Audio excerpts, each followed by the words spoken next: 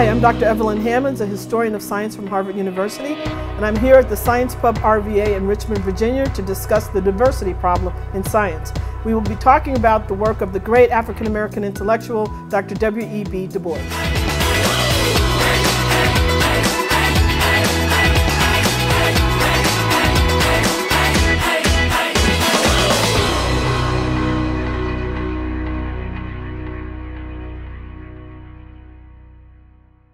Cheers! On behalf of the Community Ideas Stations and its Science Matters Initiative, I'm Cynthia Gibbs. Welcome to Science Pub RVA. Very happy to have you. Now it's my distinct pleasure to introduce to you Dr. Evelynn Hammonds. She is the Barbara Gutmann Rosenkrantz Professor of History of Science at Harvard University, as well as a Professor of African American Studies. She's well known in the world of science, technology, and society, and author of many books and articles. She's won international awards and recognition. We're really delighted to have you here this evening. And she's got an interesting background. So she earned her PhD in the history of science at Harvard, where she is now. But before that, she was at MIT, where she got her graduate degree in physics. And she has 2 undergraduate degrees, one in electrical engineering from the Georgia Institute of Technology. She's from Atlanta. And another in physics from Spelman College. And she taught at MIT before moving over to Harvard. And it's just a thrill to have you, Dr. Evelynn Hammonds. Let's welcome her.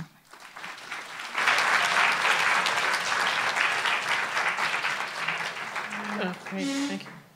Thank you. This is an amazing venue. So I can't say I've ever spoken in such a venue before.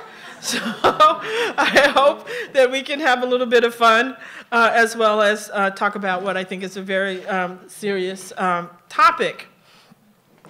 I want to begin. The title of this talk is The Negro Scientist, W.E.B. Du Bois, and the diversity problem in science and the history of science. So we begin with a paper in 1939. The great African-American intellectual, political activist, humanist, and social scientist, W.E.B. Du Bois, published an essay in the American Scholar entitled The Negro Scientist. The essay opens with the following vignette.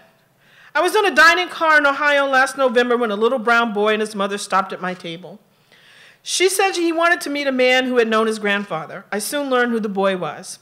He has passed an intelligence test in Cincinnati lately and scored an IQ of 170, one of the highest in the city. I also remembered his grandfather, A. blank, as you see on the slide, always represented to me a tragedy in science. He was thin, brown, had close-cropped hair, was ill-dressed and excessively shy. This man, a born student, was a graduate from the University of Z in 1891 and became assistant in the Department of Biology. There he began his study of insects. His chief was called to the new University of Chicago when it was organized in 1892, and he invited A to be his assistant, but unfortunately the chief soon died and no one at Z or Chicago desired a colored assistant. A became a teacher in a small colored Methodist school in South Atlanta, where he had at the time about a dozen college students, no laboratories, and few books. He received an inadequate pay and a heavy teaching load. Nevertheless, he stuck to his work. Between 1908 and 1933, he published 9 interesting studies of insect behavior in Psyche, the Biological Bulletin, and the Journal of Animal Behavior. These brought him notice and attention among scientists in both America and Europe, but the only appointment carrying a living wage that he was able to get was in the Negro Summer High School in St. Louis. There he stayed until he died of overwork. He was a promising scientist. With even fair opportunity, he ought to have accomplished much, but his color hindered him. So Du Bois opens his essay with the poignant story of a gifted African-American scientist in the early decades of the 20th century who faced formidable barriers in realizing his talent. The vignette of this tragedy in science, as he called it, set the stage for Du Bois's pointed response to the statements made by a prominent white American scientist who had publicly noted how few African Americans had made their mark in science. The scientist has stated, quote, Negroes had made their mark in music, literature, on the stage, in painting, and in some departments of public life, but not so often in the exact sciences. Du Bois retorted that it was not easy for an American Negro to pursue science. Though the man publicly agreed with this point, Du Bois believed that his private view went deeper to something far more significant about the ability of Negroes to do scientific work. This belief was, quote, that the exact and intensive habit of mind, the rigorous mathematical logic demanded of those who would be scientists, was not natural to the Negro race, unquote. Du Bois saw this belief as a major hindrance to African Americans' participation in science, and this essay in the American Scholar is best understood as a full-throated rebuttal of this notion. This view that African Americans, and they were called Negroes in this period, that they did not have the exact and intensive habit of mind, the rigorous mathematical logic demanded of those who would do science was not natural to the Negro race, was something that was widely held in the scientific profession from the beginning of the Republic to the present. And just as theories of white women's presumed inability to do scientific work was based on biased views of sex differences that continued to shape the experiences of all women in science, so theories of blacks' presumed intellectual inferiority was based on biased views of racial differences that continue to shape the experiences of all people of color in the sciences even today. So my remarks to you tonight centered around the work I've been doing for the last 30 years and what has been called the diversity problem in scientific and technical fields. This work is informed by my own experiences as a physics and electrical engineering student at Spelman College and Georgia Tech, and my graduate work in physics at MIT. I worked as a software engineer for a while. I also studied the history of science and African American studies at Harvard. And once I had my PhD, my thoughts on this are informed by my scholarship on race and gender in science and medicine, interviews with numerous scientists and engineers of color, my participation on national panels and meetings on this topic convened by the National Academy of Sciences, my experiences as a consultant for the National Science Foundation on diversity in science and technology, and also I served for 2 terms on the Committee on Equal Opportunity in Science and Engineering, which is the congressionally mandated oversight committee of the National Science Foundation, as well as I served as a member of President Obama's Advisory Commission on Excellence in Higher Education for African Americans. So I start with a number of questions, and they are, why has the inclusion of native-born minorities, African Americans, Latinos, and Native Americans, why have the inclusion of these groups been so difficult in science? What is it about the way scientists and engineers are educated in the U.S. that has led to the systematic underrepresentation and underutilization of these minority groups in scientific and technical fields? What does the underrepresentation of native-born minorities mean for the success of American science and technology? Are homogeneous groups with respect to race and gender more productive in science than diverse groups? So I try to probe these questions beyond the obvious focus on discrimination or lack of mentors, and I try to ask what I think is kind of a more profound question. To say it differently, have some exclusions, like those of gender and race, actually been productive for the U.S. scientific and technical workforce, and what does that mean? And how do differences in race and ethnicity, social class, cultural values related to the exclusion of native-born minorities from science? What kinds of institutional factors, funding practices, market forces have supported these kinds of exclusions? And if, as the science policy analyst Daryl Chubin said, race and gender and ethnicity should have no predictive power when it comes to student preparation or achievement in science and engineering, why do these factors continue to play a role in the composition of the scientific workforce in the United States? Is the persistent discrimination in the fields of science and engineering somehow more prevalent than other fields of study?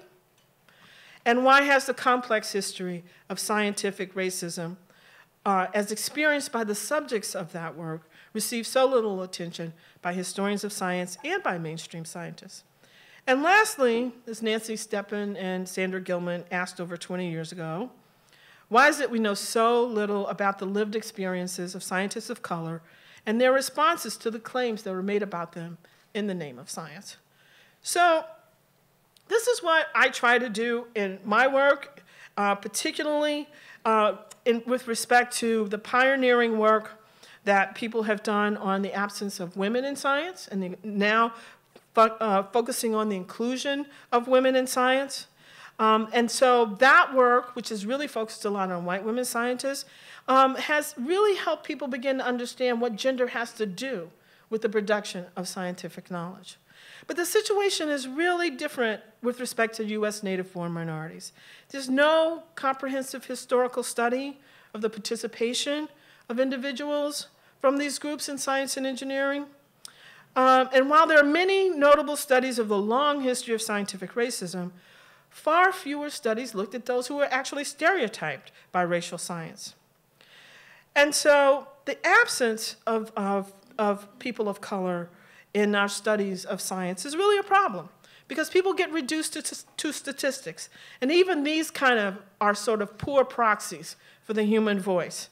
And they're often excluded, are often repressed due to limitations in what we can do in analyzing national data sets to try to understand why there's so few minorities.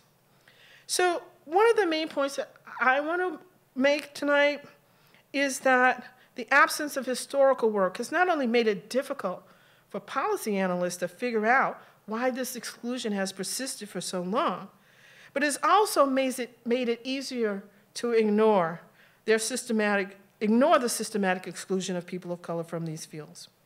So in this essay, I found, in the words of Du Bois, a very good touchstone for beginning to think about all of these questions and these issues that are really troubling our contemporary moment. In this essay, I'm going to return to Du Bois now. Du Bois discussed the careers of 12 African-American male scholars that were listed in the American Men of Science. So as you notice in the vignette, which opens the essay, he did not name the men or their institutions. He used only single letters to identify the individuals, and because he didn't want to bring any undue attention to these people. As he said, he wanted to avoid any unpleasant notoriety that might be directed toward them. He did, however, furnish the editors of the American Scholar with the exact list of names and their respective institutions. And the editors accepted this condition, though they insisted on listing the institutions that Du Bois referred to in his essay. So the people that he's talking about included African-American men who went to Boston University, and Bowdoin, and Brown, and Cincinnati University, DePaul, Harvard University, University of Chicago, Williams, and Yale. And through my archival work, we've been able to try to, here's a picture of Du Bois pretty much at the time of this essay. And I guess I should stop just at this moment to say something about him, for those of you who don't know him. Du Bois his dates are 1868 to 1963. He was educated first at Fisk College in Nashville, Tennessee.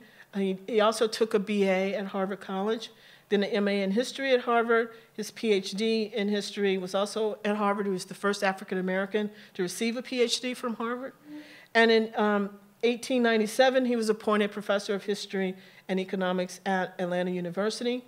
And he's also the author of the Atlanta University Studies, 1898 to 1914. And as you can see, and I'll talk a little bit more about these later, the wide range of studies that he conducted about the life of African Americans. Okay, so these are the men that Du Bois talked about in his work that we've been able to identify. They include Edward Boucher, who's a physicist, Percy Julian, who's a chemist, Charles Turner, a biologist, Ernest Everett Just, a zoologist, William Hinton, a physician, Charles Drew, who was also a physician. So Du Bois believed that the careers in science and medicine of these scholars that he discussed had been curtailed because of what he has called color prejudice and what we would label racism.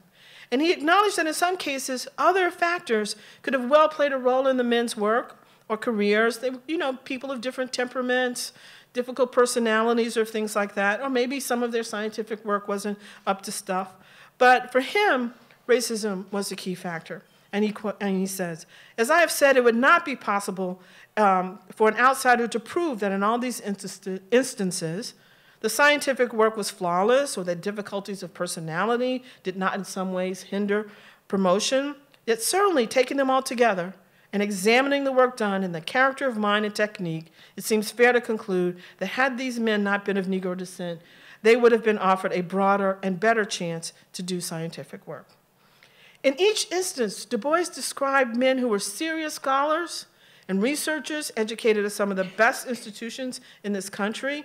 They published in leading journals in their fields, strived to obtain positions in major institutions, but in each case, they were denied permanent positions for which they were qualified. In several instances, their work was so well regarded that they were offered prominent positions in the academy on that basis alone, only to be denied employment when it was learned by correspondence or interview that they were actually colored, as he notes. Du Bois noted the invitations were withdrawn or the matter allowed to drop.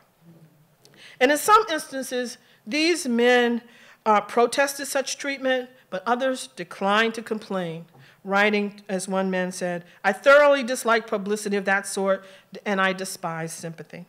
Some even refused to accept awards for their accomplishment from African-American organizations because they feared it would bring too much attention to their color and lead to further difficulties in their ability to find scientific work. So Du Bois also gave examples in his paper of discriminatory treatment toward graduate students in the sciences. He recounted the case of an African-American student who was denied a fellowship because his teacher believed that he would not be able to find anything to do after pursuing a scientific course of study. The same professor added, would you not just become bitter like Du Bois? So Du Bois recognized what we now have shown over and over in studies of the so-called underrepresentation in science, where African-American students drop out all along the way, and therefore young African-American men, certainly in his period of time, could only find work in historically black colleges and universities. Now, Du Bois said this is not a bad thing, this could be a good thing, because it meant that some of the best trained Negroes were going to teach their own youth and give them the advantage of a superior education. But the difficulty was that few of these institutions had facilities adequate to support high-quality research, nor could they afford to grant faculty time to devote to research. Equally important were the limited resources for scientific study in the South. Libraries were segregated, even in federal institutions in Washington, D.C. No learned societies in the South would admit African-American scholars, including Phi Beta Kappa, nor would museums, laboratories, or scientific collections. So native-born minority scholars were denied opportunities to study abroad by private foundations, and even when they were able to travel to European institutions, they found it difficult then to return to the restrictions they faced here in the United States. And more importantly, Du Bois noted that African-American students with an interest in science were routinely told that there was no possibility for a career for them in these fields. And he noted the many poignant letters he had received from students asking him, is it true that there's no chance for Negroes in certain lines of scientific work? He was keenly aware of how crucial inclusion in social networks was to the advancement in scientific fields. So there's a contrast in this paper, though. He talks about the plight of scientists, but he also noted that many African Americans had managed to make some headway in what he called the semi-scientific technical fields. And he noted that there was an organization called the National Technical Association that had a membership in 1939 of about 300. And it was founded by the first African American who earned an engineering degree from Harvard. By 1939, this group had membership was comprised of mechanical and electrical engineers, architects, chemists, and some men engaged in physical and biological research, largely in industry. And Du Bois specifically noted one member, Louis Latimer, who, as many of you know, or maybe you don't, was a key collaborator with Thomas Edison, And many argue that he was one of the most significant collaborators with Thomas Edison because of his work on the filament that went into the original light bulbs. But Du Bois noted that for African American men in these fields, the chances for acceptance and advancement was easier than for scientists in some cases. As he said, commerce welcomes what the educational world rebuffed. Though no one would argue that high-level technical careers in industry were really open to African Americans at this time, the membership of the National Technical Association did include a number of African American men who doggedly persisted in doing technical work against significant odds. And so we also know that, as historians of technology have written about, it wasn't that there were negative biases about African Americans in these fields. For example, one writer noted, "In 30 years' experience in patent practice, I never met a Negro inventor. Organically, the Negro is like the Mongolian. He is an imitator, not an originator. I have known Negroes who were most reliable men to keep an engine up to its best capacity, but such were instructed and developed nothing beyond what was given them by others. So I don't know any Negro inventors, and I don't think I ever will." But the historian of economics, Lisa Cook, has documented that many African American inventors had successfully applied for and received patents as early as 1899. By the early 20th century, she noted that perceptions of African American inventor entrepreneurs were divided between ignorance and racial animus to such an extent that even some patent attorneys were unaware of the numbers and accomplishments of African American inventors. Yet, as with African American scientists, such beliefs on the part of whites went further than observations of their absence. White observers said that invention itself was the result of the deliberate act of men who had a certain kind of intelligence, a certain kind of moral traits, strengths of motives for inventing, time for inventing, and the mental and mechanical equipment to do it, traits that simply were not found among African Americans. So Du Bois's tenor and tone shifts at the end of the essay.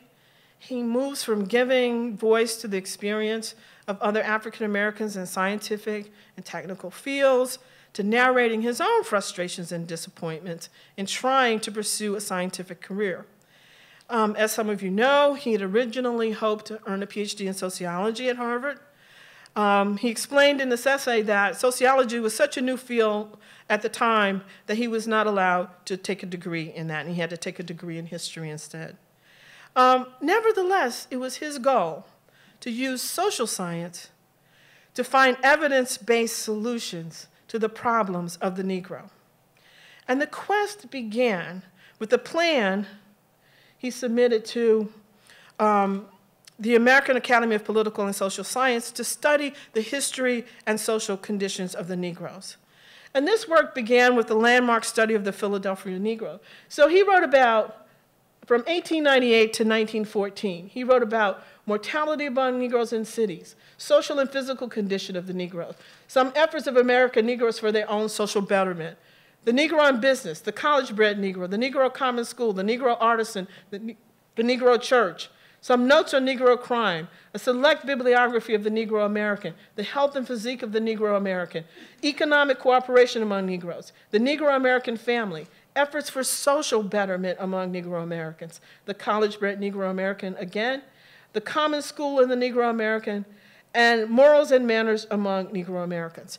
The entire range of his studies was to do what he called scientific work, to conduct a careful search for truth, conducted as thoroughly, broadly, and honestly as the material resources and mental command will allow.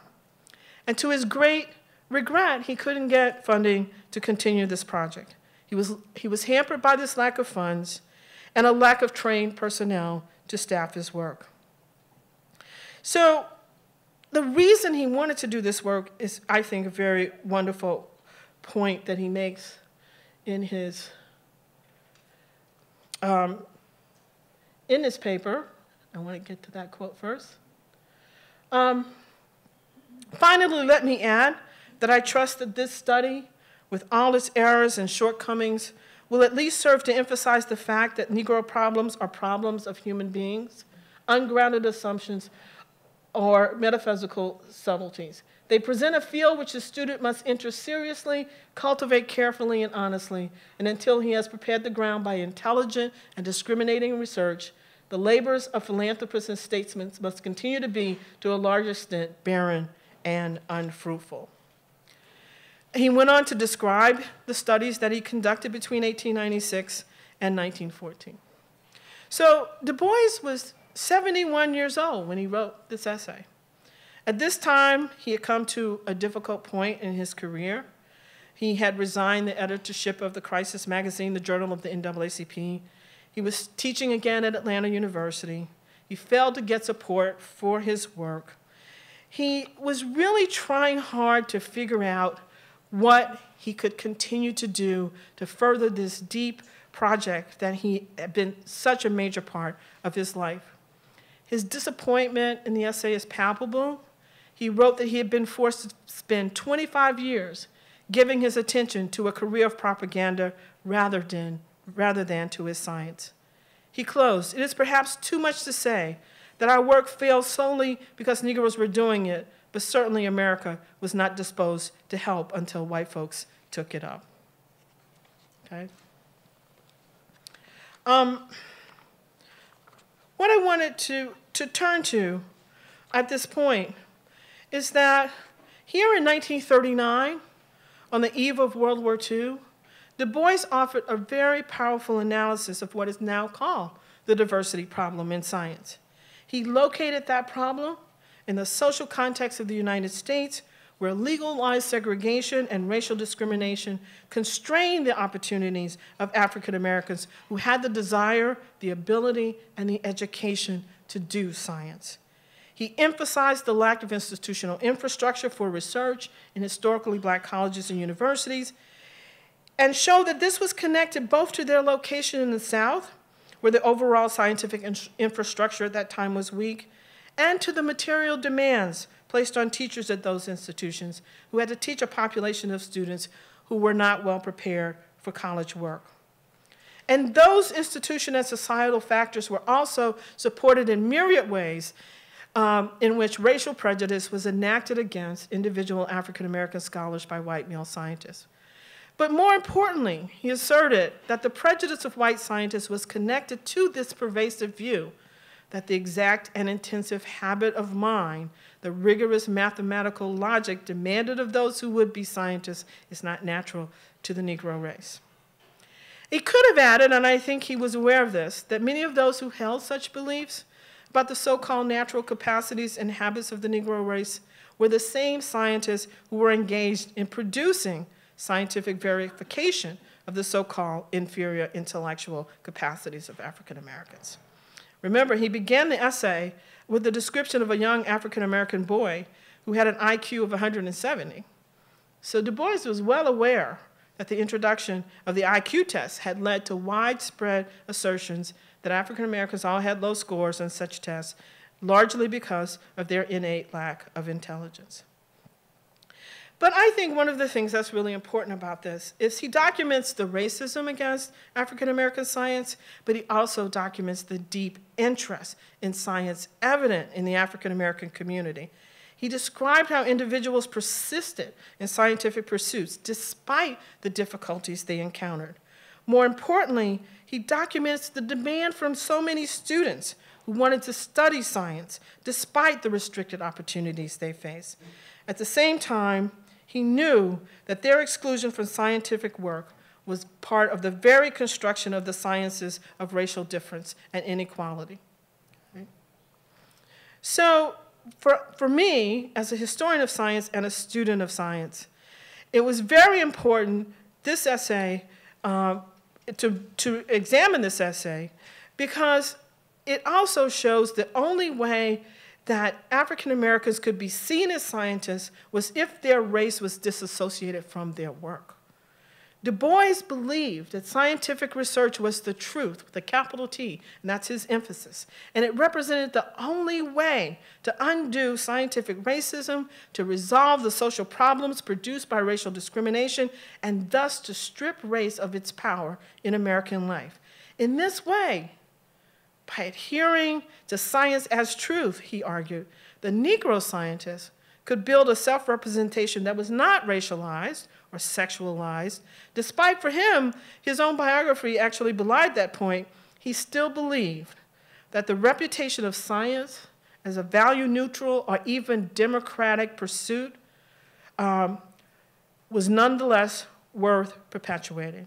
A science, he believed, shorn of its imbrication with race, would then be the vehicle that could promote social justice and lead to a more equitable social order.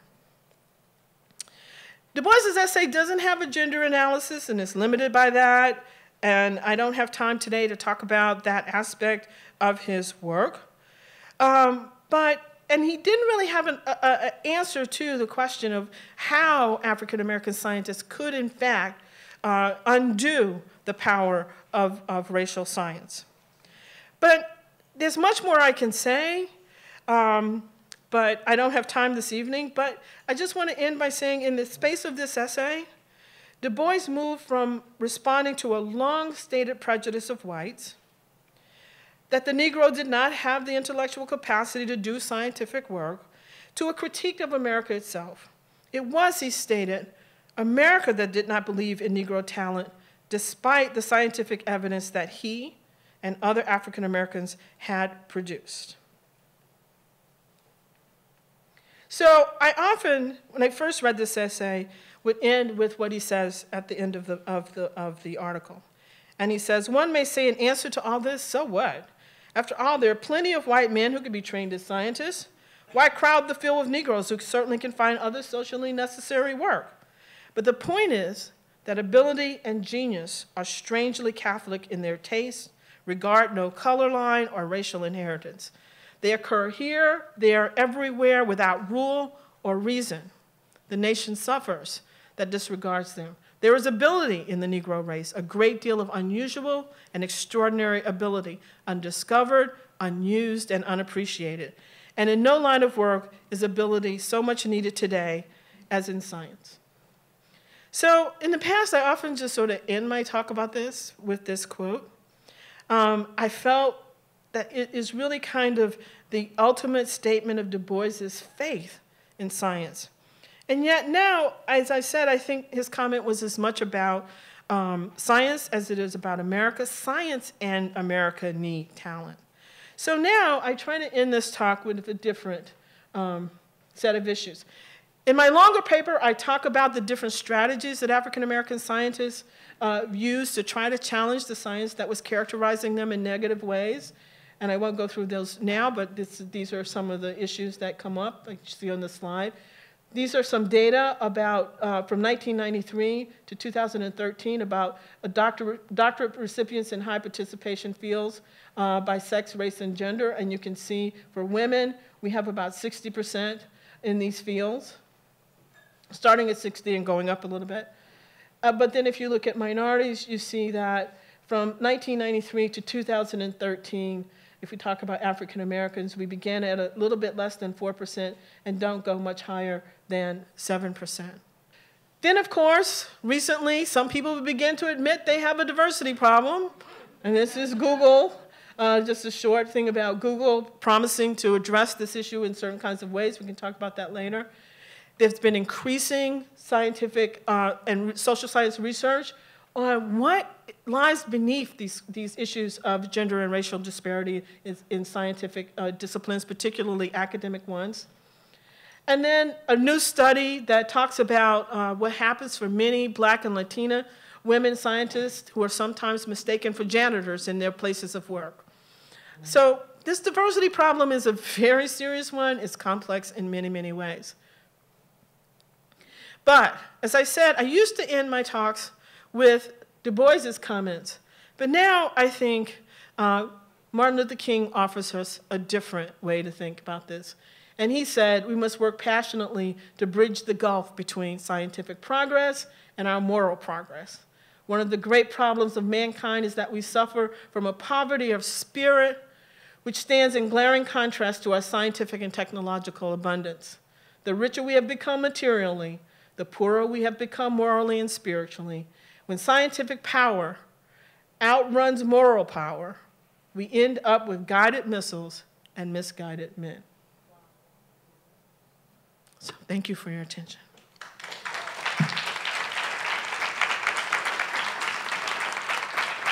Thank you, Dr. Hammonds. So we're going to open it up for dialogue so we can ask Dr. Hammonds questions, but you also might want to share a thought or experience or ask the room a question. We're open to that. Again, everybody wants to hear what's on your mind, so to facilitate that, if you'd raise your hand and someone on a microphone, where are you? There's Peter Fauché and Gabrielle Jones. They will come to you, and if you'll stand so we can see you and hear you, who wants to start us off? Thank you. I have a question if you have any insights. I'm an educator and work in an urban school system. If you have any insights on helping with that part of the pipeline to attract more minorities, underserved populations in our in STEM fields. So a lot of my work really focuses on undergraduate through the professoriate. But this is what I want to say about, I think, some of the efforts that many, many people are engaged in now. There are so many new projects out about, girls who code, bringing younger and younger students into science museums, and these kinds of efforts.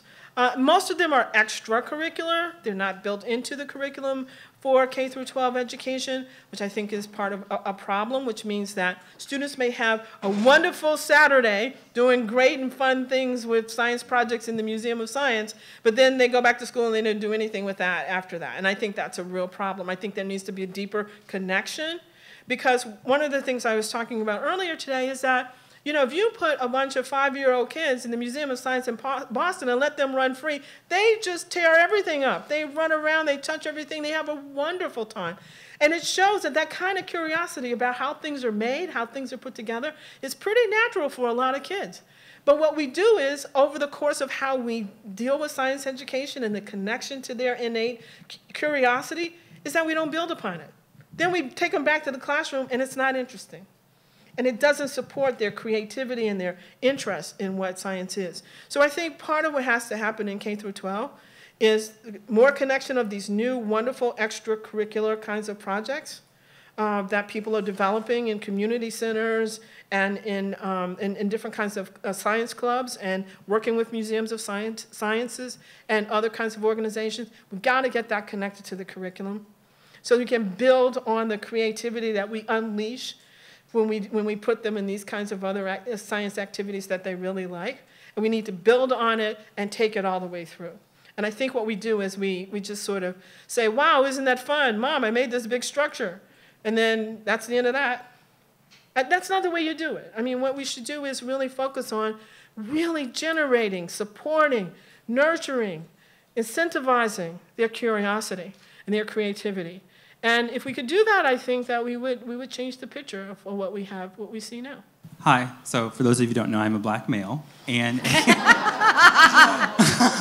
and I'm also a first-generation college student. I'm currently in a PhD program at VCU, and so you can clap for that.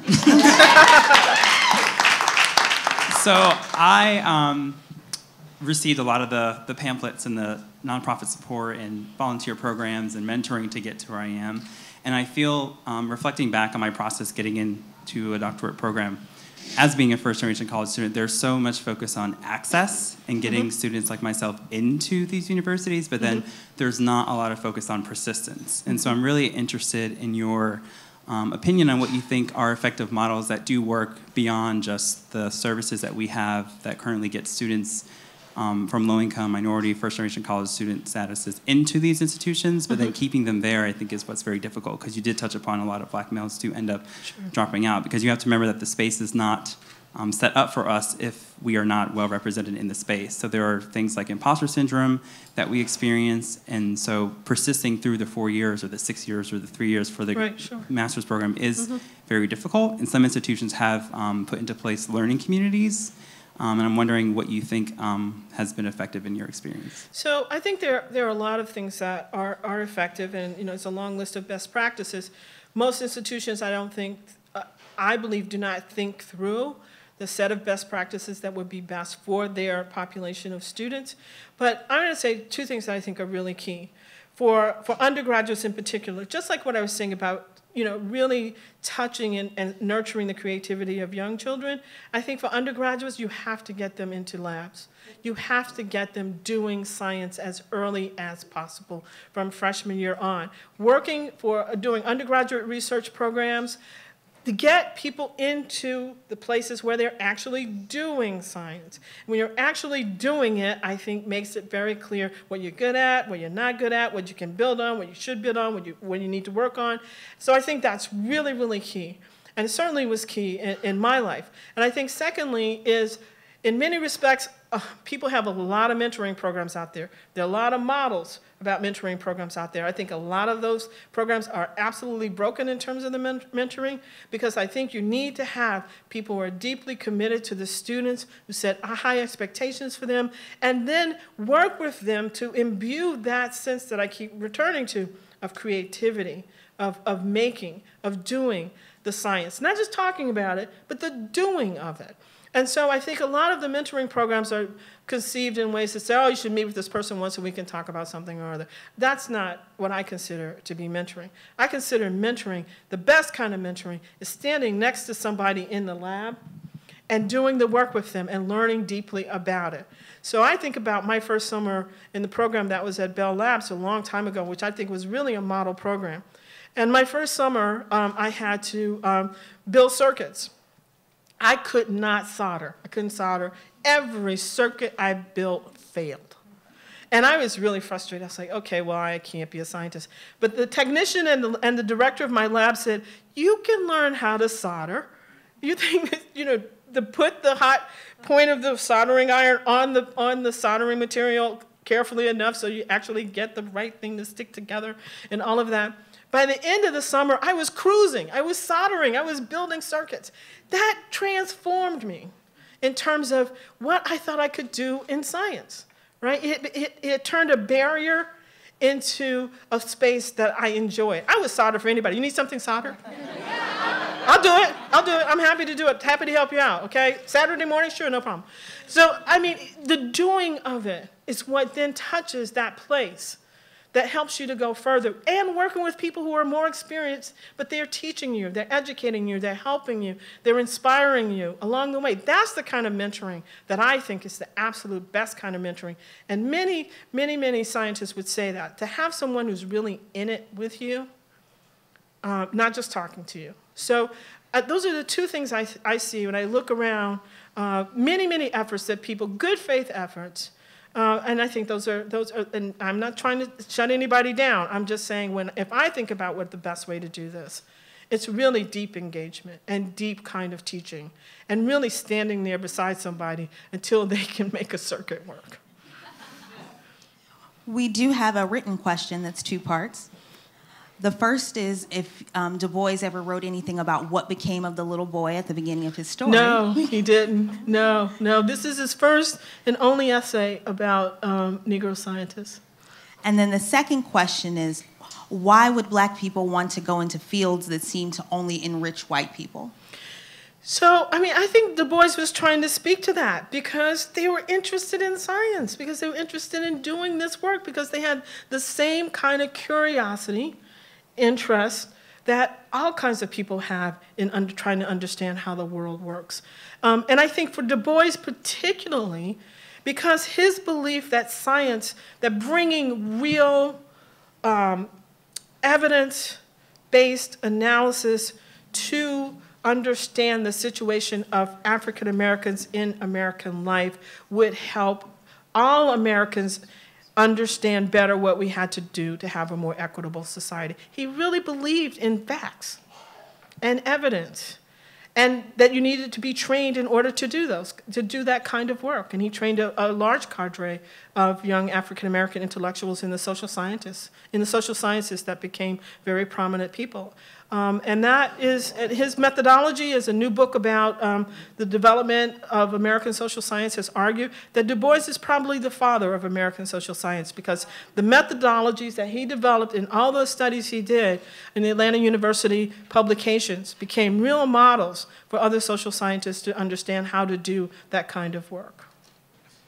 Thank you. And actually, this is a follow-up question more along those lines was, Du Bois is kind of rightly famous for his work, but kind of what became of this work kind of after him? Was there anybody who kind of picked this up and really championed it? And where did this research kind of go once Du Bois left the stage? So what I didn't have time to tell you about this project, starting with his Atlanta University publications, is that what he wanted to do was to do a major study of African Americans in the whole United States.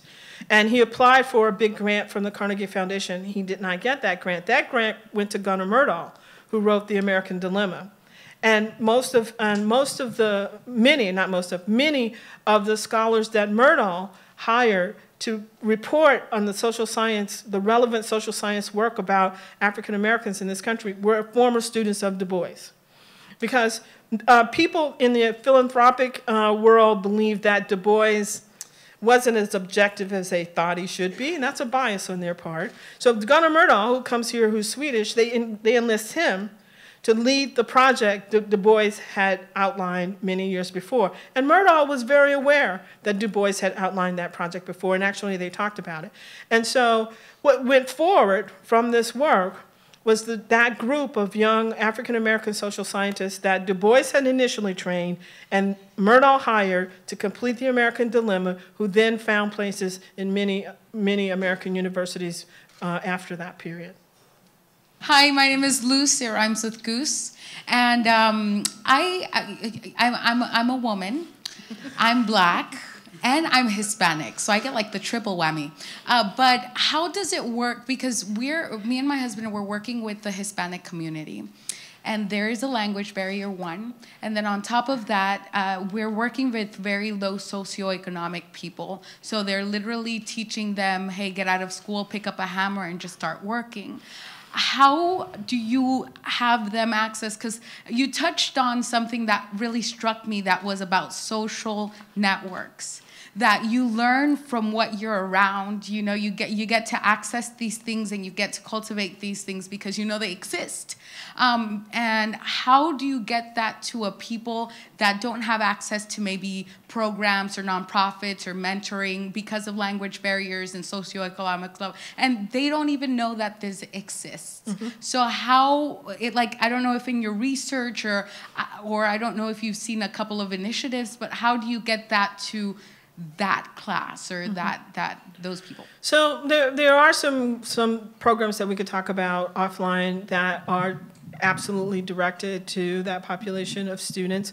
And I would say one of the major features of them is to try to build a sort of culturally based set of programs and practices that combine English language instruction with project-based learning to help sort of connect the two to the kinds of things that people need to do in their own communities. So some of the schools in Texas have done this very successfully and increased the numbers of students from these groups in engineering and science because they connect people to what needs to happen, what needs to change in their own communities. And so I think those kinds of projects are ones that I find to be most rewarding, and many of them are very, very successful. Hi. So I agree with Du Bois that I shouldn't. Okay, sorry. That ability has catholicity. That was a great turn of phrase. But your story led me to think about that maybe does science have too much of a fetish with ability, in that too many students come to it thinking, am I good at science, rather than am I interested in bugs? So if I want to know how bugs work, and I want to spend 30 years doing that, you can have average mental ability, however we choose to measure that, whatever we use for ability, and I think you can be a great scientist. Mm-hmm. And because it's a set of skills that you can learn, and if you're quick and you can take 3 weeks to learn that skill, great. If it takes you 3 years, and you're fine with that, then you can still be a great scientist. And I think that's one problem with science in general, how we frighten away people, and also maybe a particular problem with people who have been under-resourced by the time they get to college or by the time they get to high school, or wherever they meet science, that kind of an ability fetish of our culture of science, that we think everyone should be Einstein or something. Right. So yeah, and everybody is not Einstein. And I think, I take your point. I would suggest that Du Bois would probably not take your point, because he really came to think about science in its probably its most elite form. But I think our work is to step back and say, how our work is to step back and do the work of fully characterizing the many, many different ways that people come to do science. And not impose on many people outside of science the sense that the only way is to be like Einstein. That's not the only way. And that's not the only way that has been successful. And so I think that there are many ways, but we don't talk about the many, many avenues, the many, many pathways, the many, many ways in which people get inspired to do science and then get to do it well. So I do think we need to talk about it much more. I mean, I think that part of doing this work for me has been, we have to explode all the kinds of narratives we tell ourselves about how you become a scientist, who is a scientist, what it means to be trained as one, what kind of community scientists have that are successful and important. Because we have so many people who've been excluded. We need to understand why, how these exclusions work, and we can't do it if we have just one model in our minds about how science gets done. I think that's what we have to absolutely explode, because I totally agree with you. You could spend 3 years learning. It would take me a long time to do bugs, I have to say. But I really can't do bugs. But I get it for people who are really into bugs. I mean, it is tedious and really kind of, meticulous kind of work to really understand them. So I think we should be saying, look, if you're going to do bugs, let's give you more time to do bugs.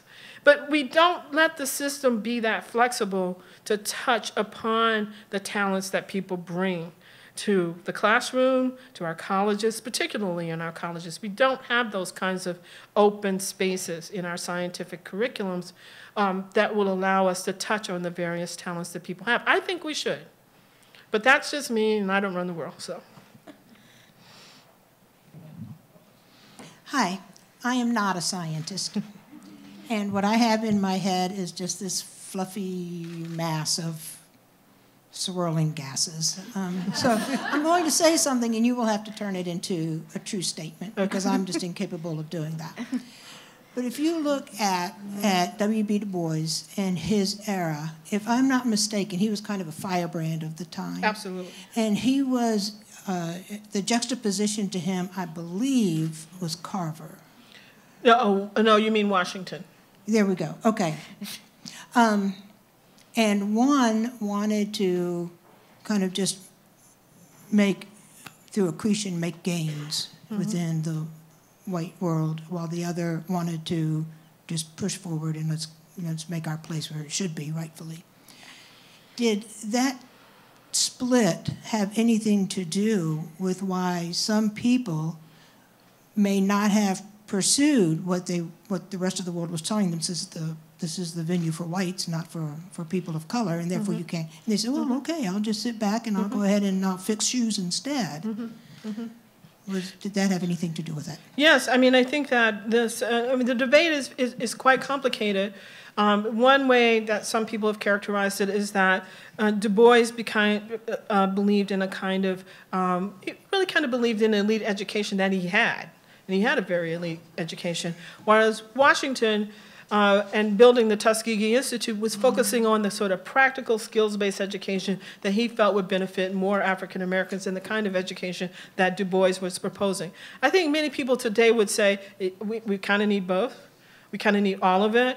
But at the time, that was a very serious schism between them, and a very serious, I think, both intellectual and epistemological divide in the African American community about that. So I think at the end of the day, it was certainly a good thing that Washington focused on.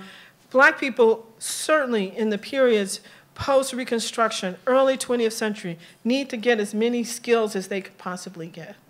And that was what the education at Tuskegee was oriented toward. On the other hand, you had at Tuskegee someone like George Washington Carver, whose work on the peanut was very important, but there's a very wonderful new book about him that takes beyond the sort of caricature of him, was kind of, playing around with peanuts in his lab, and really shows a sort of deep interest he had in understanding the ways in which the soil in the South had been depleted by the growth, by spending so much planting of cotton. And so the ways in which the soil then support other kinds of agricultural products and what that meant, and that Carver came to that with a deeper, more sophisticated understanding of the science of soil chemistry and agricultural production that nobody has given him a lot of credit for until this most recent book.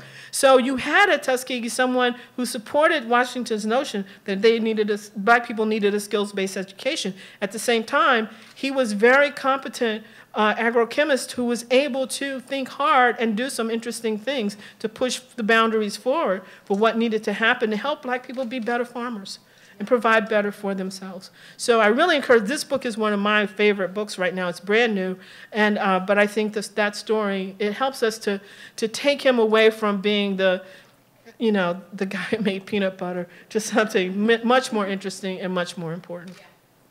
Yes, my name is Stafford. I come from the youth development side, work with kids in the after-school program, and also work with PBS and media. But one of the things that I was interested in was from the economic standpoint in terms of some of the obstacles that African Americans may have faced in terms of the progress, let's say, in the research that you mentioned with the other gentleman from Sweden. That have you seen over the years, or what are your thoughts in terms of where a company or organization may have gotten a project researched or a project done, but the limitations that were put on African Americans at the time, do you think the company could have done better, or that organization could have improved if they had allowed that particular individual to move forward? Would the organization have done just as well or maybe better if they had allowed that opportunity to take place? So if I take your question correctly, this is where I stand on the side of Du Bois. Science needs talent. That's what it's about. Yeah. And I think that, sure, by limiting the opportunities of individuals in particular companies or particular laboratories or all those kinds of things, don't help advance the work. Don't help advance the kinds of development of new products and new ideas and all of that, because people spending a lot of time trying to police the boundaries, keep some people out and let some people in. Let's not spend that kind of energy. Let's let everybody in who can do the work. And to me, and so I stand with Du Bois on that. Science needs the talent, and let's just let all the talented people in. My name is Keith Pannell, the University of Texas at El Paso. The need for more underrepresented people in science is simply cutting through all of the other issues. For the United States is the change in demographics. As I'm a triple whammy too. I'm white, I'm Anglo-Saxon, and I'm an immigrant from Europe. And I've been here for a long time. But if we don't get more underrepresented minorities into science, then the science manpower that this society needs is just not going to continue at a pace. Having said that, we have a program in El Paso where a group of people, philosophers, historians of science, ask a simple question, which I think is really interesting, that having more diversity in the manpower of science, will that ever produce more diversity of science? And I'd be interested in hearing your comments on that particular issue, because I think it's fundamental. Yes. So, and that's a really excellent question. And I think, and it's a complicated question. So, having said both those things to sort of protect myself from what I'm about to say, I actually do think it'll be more diversity of science. I think that, and it goes back to the question that you asked me about, sort of the ways in which we train scientists. It has been, I think, far too narrow, and I think that has contributed to the lack of diversity. of science. And I think once we begin to deal with and understand the kinds of exclusions that have happened and begin to open it up, that people will begin to do different kinds of things. And I think that just will happen. And that will be in the service of the broader goals of science that produce to the production of new knowledge. And so I think people with different experiences, different backgrounds, different ways of seeing the world, different brains wired differently, all of that actually matters. And they have all of them at the table is what we have to do. And you're right, the demographic situation is going to push us in certain directions, but I do think we can step back from that and also speak to that larger question. Thank you, Dr. Evelynn Hammonds. Thank you.